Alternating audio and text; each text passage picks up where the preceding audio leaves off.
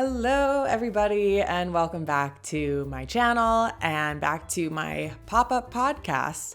I thought I'd pick a new name for it, but I haven't thought of one, so that is just what I'm calling it at this point.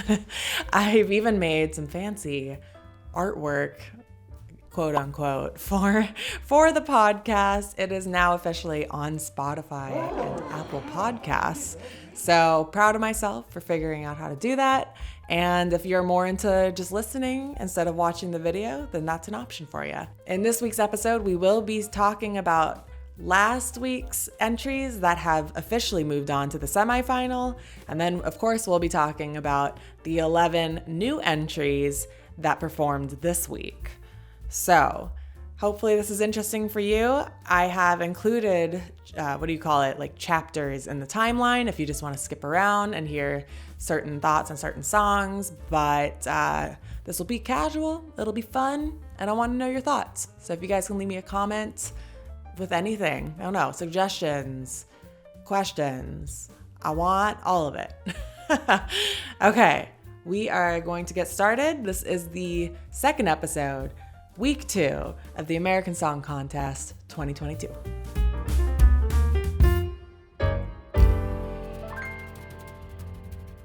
All right, so moving on to Week 2 of the American Song Contest. We started out with some of the results, which I'm glad I finally understand how this is going to work, because last week I couldn't figure out anything about when we'd figure out the results. Like, it said voting ended on Wednesday morning, and then it didn't say, and then they will be revealed on the next episode. I looked for at least 1 minute. I didn't do that much research to figure out when they'd say the results, but I mean, it makes sense. It was the next episode, but it wasn't clarified when I was looking for it. What was really interesting, though, was that they first showed us the jury results. And from week 1, they just announced okay, Houston got the jury vote, he moves on. And then the episode ended. This time, they showed us the whole ranking. Now, maybe I should try to pull that up, because I did write down 1 through 4, but I didn't take a screenshot or anything of the full list. So let me pull that up real quick. And then, of course, it's I already had to watch all the commercial breaks live. And then when you try to watch the full episode on NBC.com, you have to watch 11 more commercial breaks. Every song is a commercial break, even online. Right. Okay. So I've pulled up what the jury results were from last week. So we know Houston got number 1.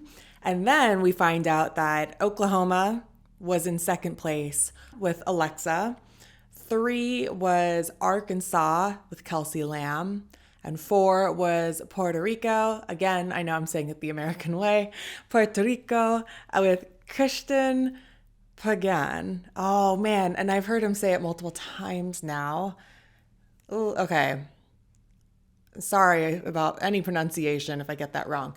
So looking at the rest of them, so then it was Connecticut, and then in the middle we have Mississippi, Minnesota, Iowa, Wisconsin. Man, yeah, 3, all the Midwest states are right in a row there. And then Wyoming, New Boot Goofin, second to last. And Indiana with UG Skywalking got last. Anyway, so it is interesting to see how the jury placed all of them. So then we find out what the 3 states moving on are. And no surprise at all, Oklahoma, it gets the first spot. So it's been a week since I've talked about the first week of the competition.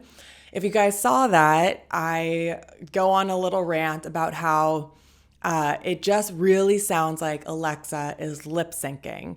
And lots of comments from you guys. Thank you. I'm glad you guys are chiming in, saying that she wasn't lip syncing, but it does sound like we all agree it was way too loud in the vocals. You could basically hear the track playing, even though she's trying to sing on top of it. So, and I can totally understand that. And that kind of happens a few more times in week 2 where yeah, you'll get like moments of like, okay, that was live, but then the background track is so loud that yeah, it's almost hard to distinguish what you're actually hearing. And clearly from out of the group of songs, Oklahoma was definitely dominating in terms of the views on YouTube and the number of plays on Spotify. So looking at Spotify, and I'll show it here on the screen, but Alexa with Wonderland, she has currently she has 374,000 plays on her song. The next highest is New Boot Goofin'. Yeah. Oh, wait, no. Okay. I was going to say, like, that's what I thought, but no. I don't have my glasses on. It's hard for me to read here. The second highest is Beautiful World by Michael Bolton at 75,000. So Alexa has gotten 300,000 more listens, I guess, on Spotify. And looking at YouTube, it was pretty much the same in terms of number of views. Yeah. Oh, wow. Almost the same amount, too. On YouTube, as of today, Alexa has 348,000 views, followed by, looks like Michael Bolton. No, New Boot Goofin' does have more views, then Michael Bolton, and then Houston. Okay. Interesting. So basically, not surprised at all. I definitely thought Oklahoma will for sure move on. Then I was very happy to see Michael Bolton got the second place spot, which I mentioned was Michael Bolton and New Boot Goofin' were my top 2 last week. So very excited Michael Bolton moved on. And then the third place song, I was very surprised, but Puerto Rico did take the third spot. Now they said that it's going to be like the votes were a combination of jury and like audience votes. But I mean, the jury only has 56 people. So it's kind of like, are you just combining? I guess I don't understand how they're doing it. They're saying each state has the same weight of votes, but I don't know if that means like they take all the votes from people living in Minnesota and then our state gives out, 12 points like they do with Eurovision. They haven't really clarified the details there when it comes to the voting. Because in my head, I'm like, you're combining jury votes and audience votes. Well, I'm assuming hundreds of thousands of people have voted and you're going to add 56 to that. Does that make sense? I don't know. Very confusing. But because Puerto Rico was in the third spot, or I guess technically fourth spot because of Houston automatically moving on, I'm wondering if that's how he got pushed into that final spot to the semifinal. Because if you look at the views and like the number of listens on Spotify, it doesn't add up. I mean, Puerto Rico is kind of right in the mix, around 40,000. I guess I'd say maybe like the fifth most. On Spotify, only 24,000 plays. So yeah, New Boot Goofin' basically definitely has more numbers but was ranked second to last from the jury. So I'm wondering if that's what, did him in. Okay, so I was super upset that New Boot Goofin' didn't get through, but they did remind us that there will be 2 wild card songs that will be moving on after we've seen all of the entries. So I'm holding on to hope. I really do think that he would be a perfect wild card choice. And it's just such a memorable song. Clearly the votes are the plays are lining up. So I think he could grab one of those wild card spots. All right, moving on to the performances. We're starting off with a weird one. I am still trying to figure out what the heck this first song was for a lot of reasons. So the first song is from Oregon. I don't know how people get really particular with how you say Oregon. But the group was called Courtship. 2 guys were in it, Eli and Micah, and the song was called, what was it? Like $1 million Smoothies. I mean, great song name. That has me hooked, but the performance was out of control. First of all, before the song even starts, this girl is like drinking from a smoothie, hands it to another girl, and then she drinks from the same straw. Have we not learned anything, you guys? And then next thing we know, we've got all these girls coming out in these like plastic cup outfits, which I actually really liked. And I was impressed with the costume work on that. But my biggest issue is that it sounds like the na na na part is not in the right key. Is that just me? Like, it doesn't sound right. But a pretty little Porsche's enough. Living bad and bougie, $1 million smoothies. I can't quite figure out why the na na na parts are not in the same key or why they sound like that. It kind of is. It kind of is in pitch. And then it's a little bit flat at the same time. As much as I enjoyed the crazy start to this episode and a very distinguishable act, I don't think they're gonna move on. When my money blows up, hope it fill the hole up. We'll see. Now that I know, we will find out next week about who moves on from this week. Right. Okay. Moving on to number 2, we've got Montana with Jonah Prill. The song is called Fire It Up. So, all right, I'll say it. He's pretty cute. Like that. I mean, yeah, he's a great singer. He's very cute.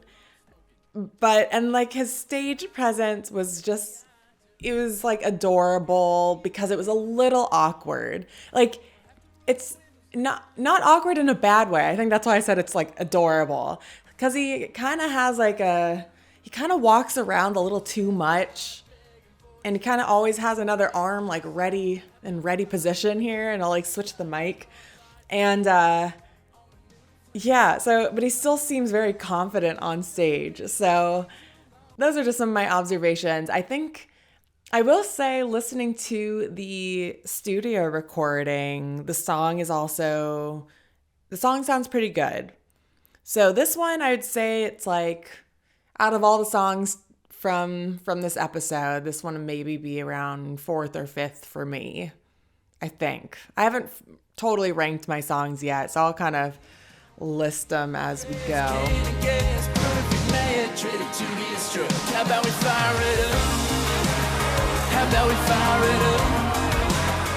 Last week we had a song called Fire from Mississippi, and during the performance there was fire everywhere.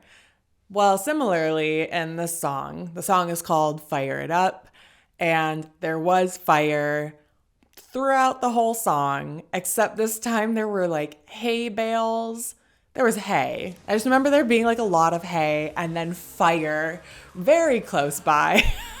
And I was thinking, holy crap, that's a fire hazard. And we've already talked about the other health and safety issue with the straw sharing. So I'm just now realizing that's like 2 for 2 here, where they were overlooking a few safety concerns maybe. But luckily, nothing happened. Would have been exciting if something had happened. But otherwise, yeah, I basically thought the song was okay, middle of the pack. We'll see how it does. Number 3, we have New York. Enisa sang the song Green Light. What I have in my notes here, I said the first graphics are amazing. And I gotta be honest, I don't remember what they are. But don't worry, if you're watching this on YouTube, I will for sure be putting that clip right here. So I mentioned that I can hear her sing, because this has been an ongoing concern, is whether or not these people are lip syncing, which now I know. I don't mean truly lip syncing, but can we actually hear them? Is the background audio so loud, like the vocal track is so loud that you can't really hear them if they are singing? So I said that I can hear her, but by the time the song was over, because she was doing quite a bit of dancing, so it was almost like that same issue with the Alexa song where because you're dancing so much, now suddenly we can't hear her because you're going to be out of breath if you're doing that much dancing, but she still sounded solid. But this one, it wasn't even, I guess this one she got away with most of it because, you'd hear her singing the chorus, but then she'd come out on top to sing an extra line above it.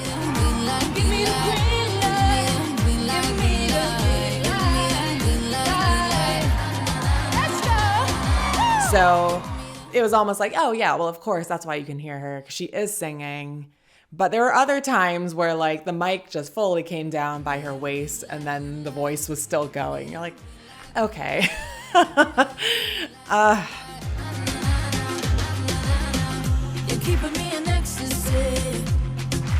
The song itself, she described it as a song that has a lot of attitude, and I like that description. I thought that was pretty accurate. And then it sounds like a song that Rihanna would sing. And I have a couple songs later on where it's like I can almost picture the exact pop star that would be singing a song like this. So for this song, I'm picturing Rihanna would be the one to sing a song like this.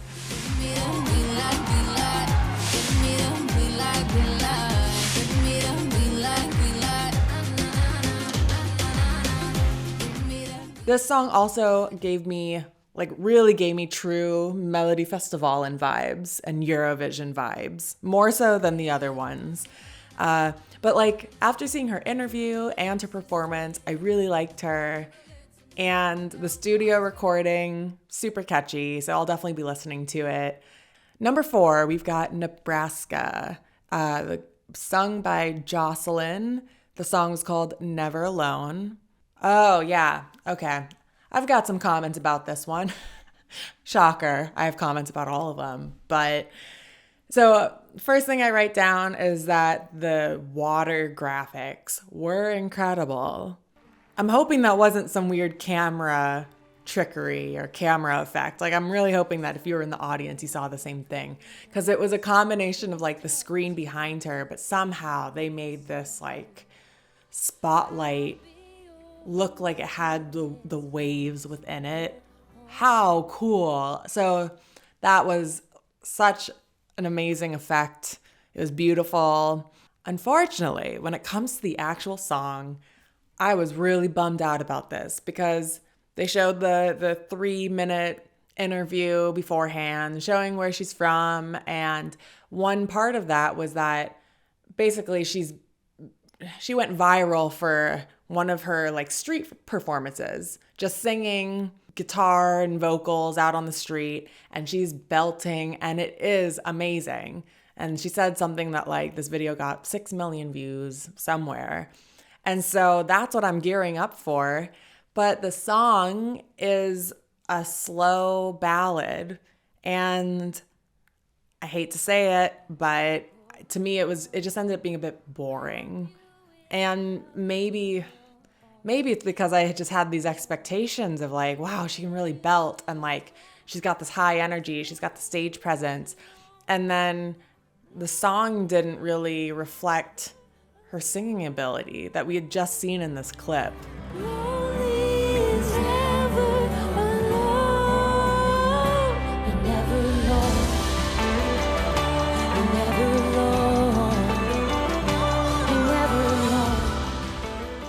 So unfortunately, the song was a little lackluster for me.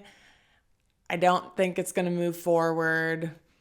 And it's a shame because I just think it wasn't the right song for showcasing her voice. And then in my notes, I said, oh my gosh, there's no commercial break, because they go right into like, and next up is the Virgin Islands. And so I was like, this is crazy. They're not going to have a commercial break. And so they showed the 3-minute little, I keep thinking it's 3 minutes. I have no idea how long it is, but basically the interview that they do before every act.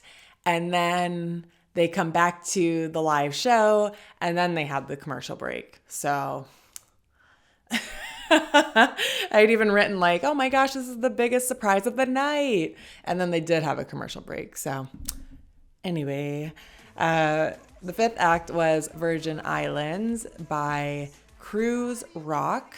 The song's called Celebrando. Probably, yeah, Celebrando. I said I don't know much about the Virgin Islands, to be honest. I don't think I've ever traveled to like a U.S. territory outside of the continental U.S. So I would love to go. They showed Puerto Rico last week and the Virgin Islands this week, and I'm just blown away by how beautiful those places look. So I'd love to go sometime. Okay, in the beginning of the song, does he say... He doesn't say Mr. Worldwide, but I swear he says worldwide. What does he say here? Although this is the studio recording, so he might have only done it in the show.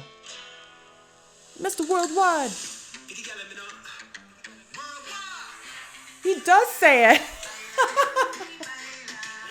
He does say worldwide.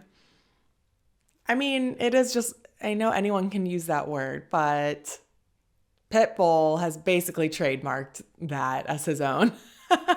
Okay, so we've established that he does say worldwide in the beginning of the song. And then I couldn't remember if he had said in his interview what the exact words are, but I thought he said like, this song represents the people of the Virgin Islands. Like, this is a tribute to the Virgin Islands. And then the whole song was kind of just like sexy girls dancing. Because what was it? My body, your body, all over the dance floor. Those are some of the lyrics I typed out. My body, your body, all over that dance floor. I mean, I guess if they dance a lot there, then I suppose that's a tribute. But it just made me laugh because I'm watching this. I'm like, this is a tribute, huh? And then, once again, way too many dancers and lights. I would say it was actually not too bad before this one, because last week some of the songs were so hard to watch because there were too many lights. This one ended up doing the same thing for me, where it was just overload of all the lights. Yeah, it's weird. I don't know why when they start adding the colored lights, why it just kind of washes everything out. Like it's just hard to get enough contrast, and then you have to start like squinting to see what the heck is going on. Yeah, so I said too chaotic, couldn't see a damn thing. And that was the halfway point, kind of, because there's 11 acts. So we're moving on to number 6, which is Kentucky. Jordan Smith with the song Sparrow. I learned a lot about Jordan Smith. I had no idea that he actually won The Voice in 2015. Learned that. So once I heard that, I was like, oh, well, this is going to be good. As far as I know, I've like never heard Jordan Smith sing, you know? I don't watch The Voice. And something about Jordan Smith wrote a song for Celine Dion. Is that true?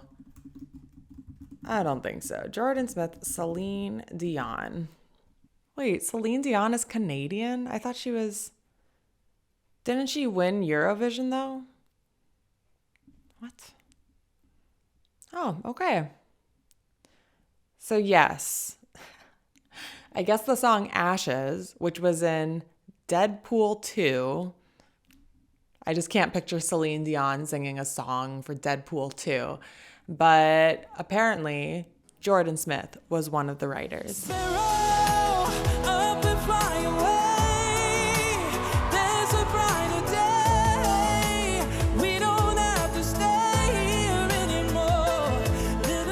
moving on to the song. Right away, the voice was incredible. Definitely lived up to my expectations when I was like, winner of The Voice, this is going to be so good. Now, immediately killed the mood with that outfit. What is going on, you guys? The only problem with this outfit is the sweatshirt. Why are you wearing a sweatshirt on stage, on national television, while you're singing this beautiful song? Why are you wearing a sweatshirt underneath a suit? I am very upset by this outfit choice. Who chose this? So that was definitely my biggest complaint. Because who allowed a sweatshirt on stage for this song? I'm trying to think, is there a time where a sweatshirt is appropriate on national television while you're performing on a stage? And I'd say maybe if you're doing like a hip hop song, right? Like that's maybe more fitting for the category. But this song makes zero sense. And I thought it looked awful. It looked like a dress rehearsal outfit, or I guess dress rehearsal, you're at least dressed in the right outfit as well. But you know what I mean. It just was like way too casual. So I just wish the sweatshirt had been swapped out for a dress shirt. And then I would have been perfectly fine with that. Also, yeah, on TV, they added some graphics of like feathers floating in the sky. But the graphics were too, they didn't look real enough to pull it off. So it just ended up looking really like cheesy, in my opinion. Yeah. And just as the song was holding up perfectly fine on its own, 15 people come out on stage and they join in. I'll keep complaining about this, you guys. There are just too many people on that stage. And I know I keep comparing everything to Eurovision, but for good reason. This competition is based off Eurovision, and Eurovision only allows up to 6 people. So as soon as it starts to get to 15 to 20 people, it's like, holy crap, you guys. We don't need that many people, ever. Ugh, okay. Oh, the song has a key change. I'm always down for a good key change. And I typed one more time that the voice was amazing. And then I said it will definitely move on, which we do know this was the jury vote. Very happy about that. After I saw the rest of the acts, this was the one I was still like, okay, this was the main standout song in my opinion. Now I do have a couple others that I really, really like, but this seemed fitting to move on straight to the semifinal. And if it hadn't, I'm pretty sure it would have been voted to move on anyway. Number 7, we've got North Dakota by Chloe Fredericks. Can't Make You Love Me. Oh, okay, now this is interesting. Okay, I just reread my notes. So, we'll talk about the live performance because that's why you guys are listening, right? Live performance. She starts out like guns blazing. Like she just dives right in and does an incredible job with the vocals. I think even Kelly Clarkson was like, whoa, that was an amazing intro to the song.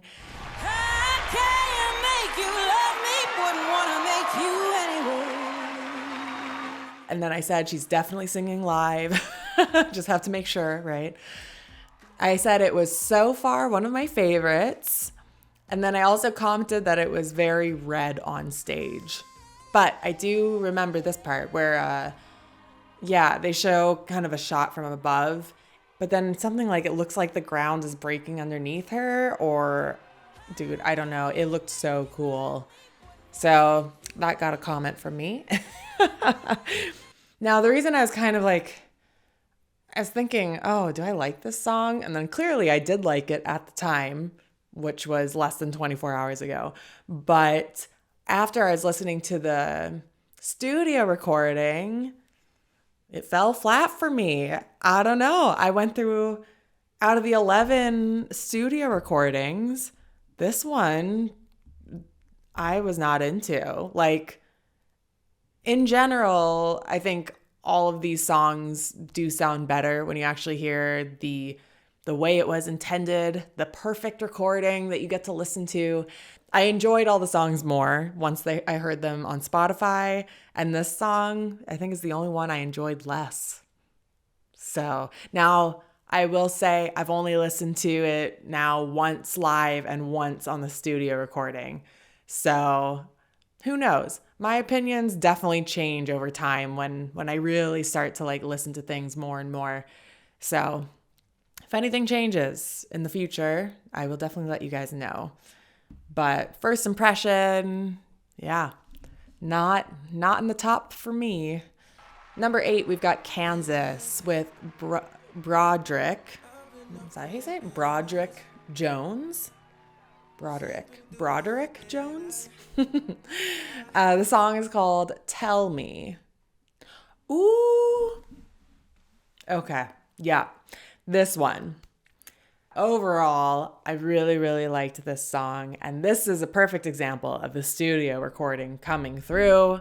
I love it. And I will definitely be listening to this one as well. ASC, make some noise!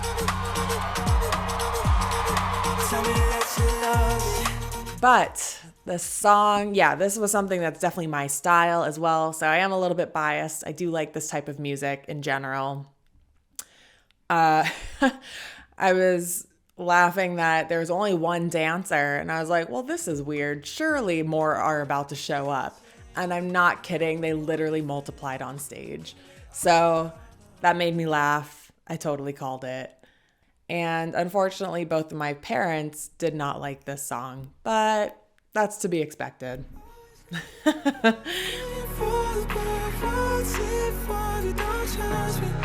up! 1, 2, 3, turn up! Number 9, we have Virginia with Almira. Zaky? I'm not sure. The song is called Over You. This is definitely one of my favorites. She described it as pop and soul being infused together, and that it had an early 2000s sound. Spot on description. Definitely had those early 2000 vibes to it. This song, I'm picturing Ariana Grande. Very similar to that if she were singing it.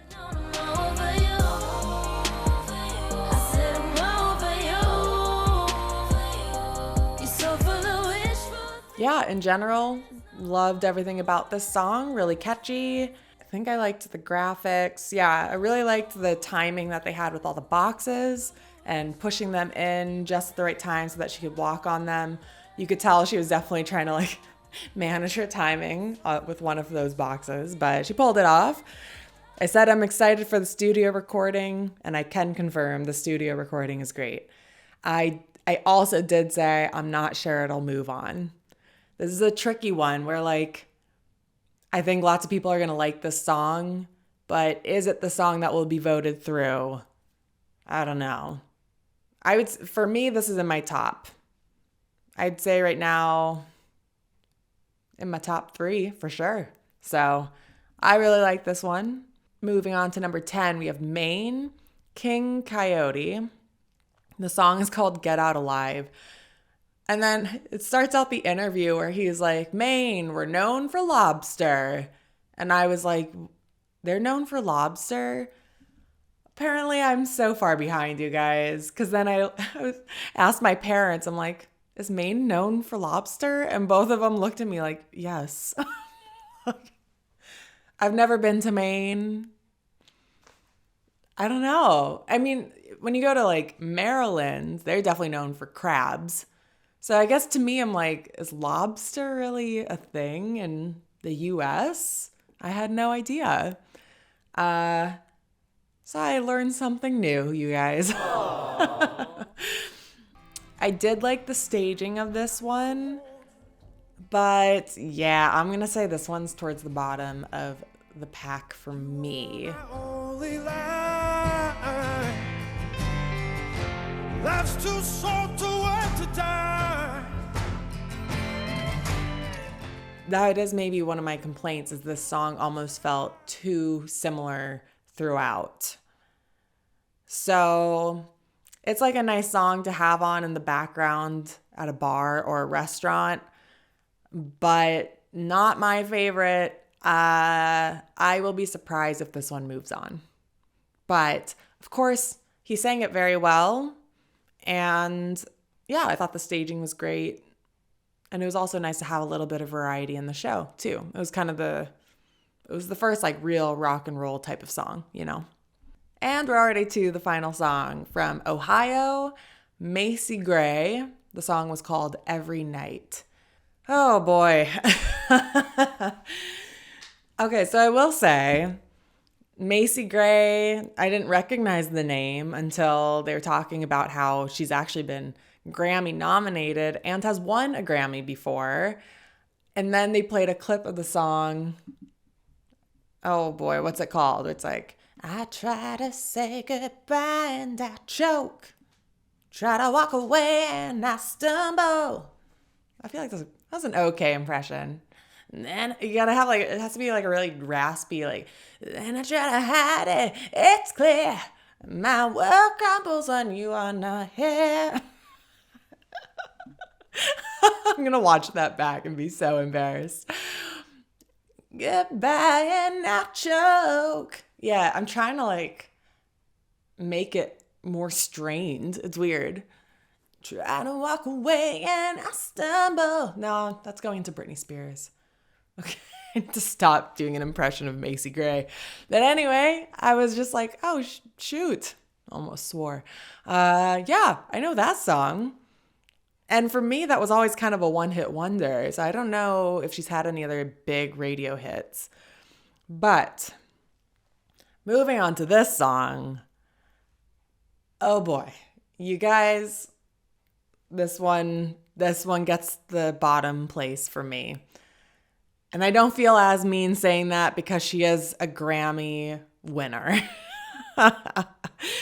But it's actually not even so much the song. I actually thought the song was fine. It was just everything else going on, you guys. There was, shocker, way too many people on stage. I don't think I had a chance to count, but I was like, gosh, there had to have been at least 15 people on that stage. And it starts out with a rapper. So that was just not mentioned ahead of time. I wasn't expecting a feature. But of course, I like rap, so I thought that was fine. But I think it was just, yeah, the monotony where they just keep saying like, what, higher? I think that's the one word that the chorus keeps singing is higher. But the song was called Every Night, so threw me for a loop. All the way up to the sky, down in my soul, round the world, yeah. And it just seemed chaotic and not thought out. Because, like, what did I say? I said the song was really clunky, and out of nowhere there was a key change. Like, usually you sense the key change coming, and this song is just like, and now it's a key change, and yeah, which really takes away from that moment where it can build up, and like it's supposed to feel like, okay, we're now in this bigger part of the song, and it just felt, yeah, not thought out.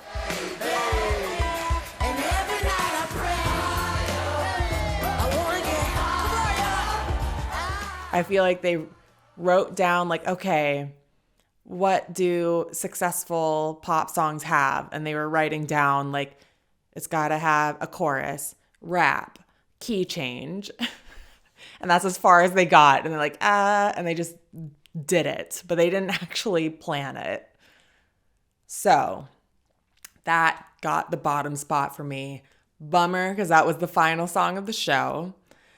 Now, one thing I will say is, and this is in general, but so far we've had two older performers. We've had Michael Bolton and now we've had Macy Gray.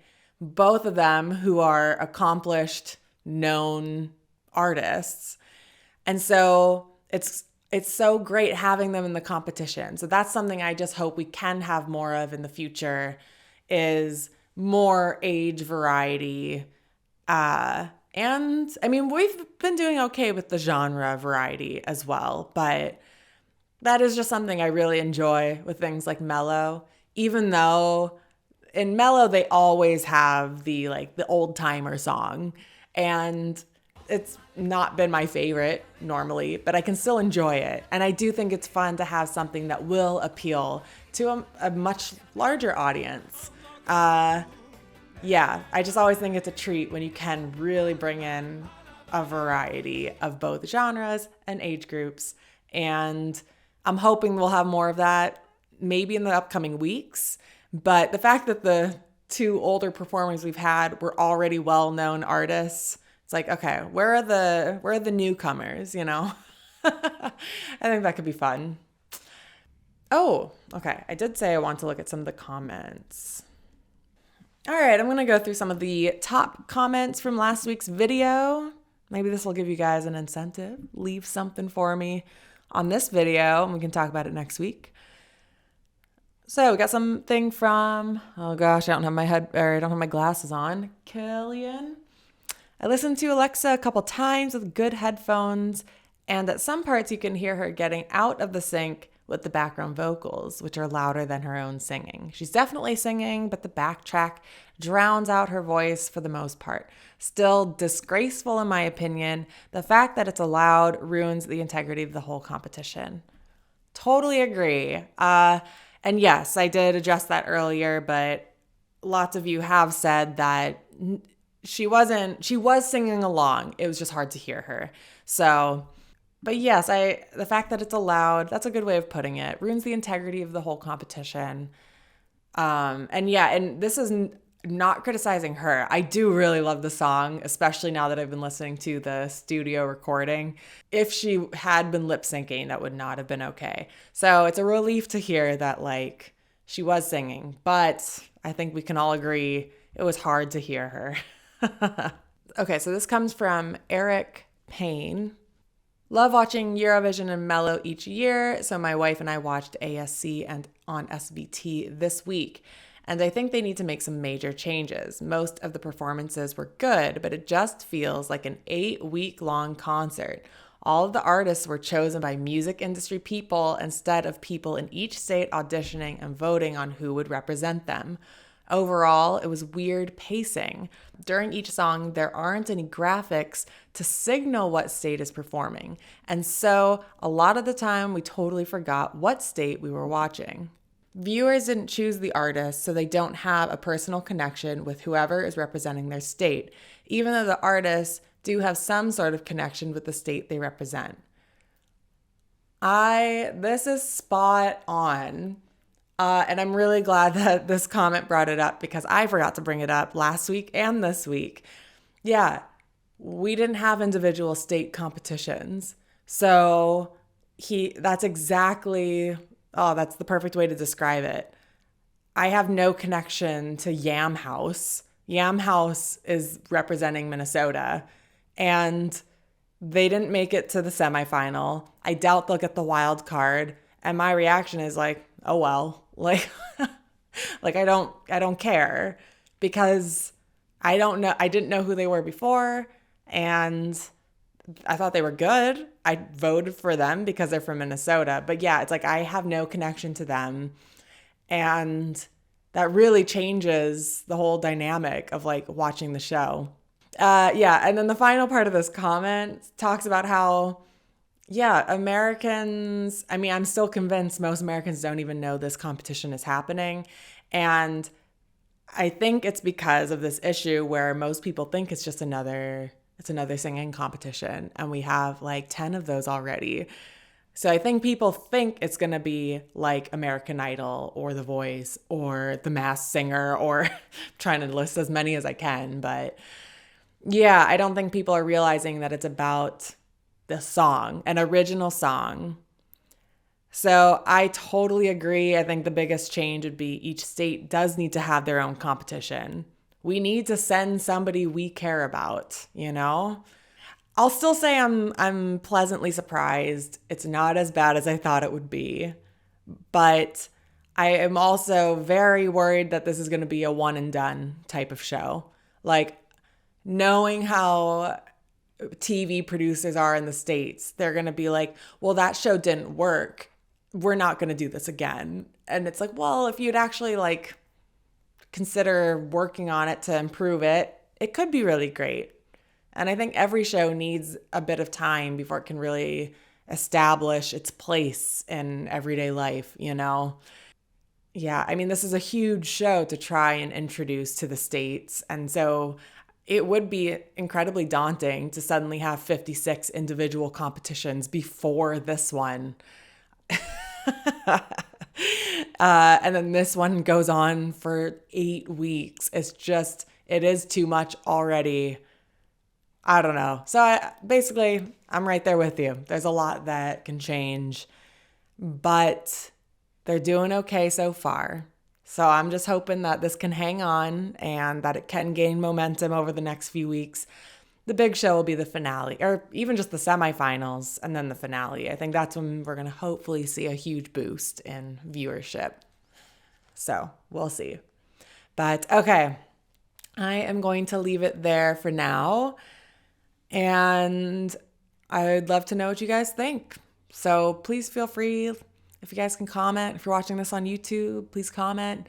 If you're listening to this on Spotify, thank you. I was proud of myself for figuring out how to even get it onto Spotify. It's also on Apple Podcasts. And then if you guys happen to listen to podcasts anywhere else, let me know. I just don't know any other platforms that people use. So if there's one I should look into, I will gladly get that on there for you. So I guess that's it. And there will be another episode next week. So thanks for listening, and I will see you guys later. Hey,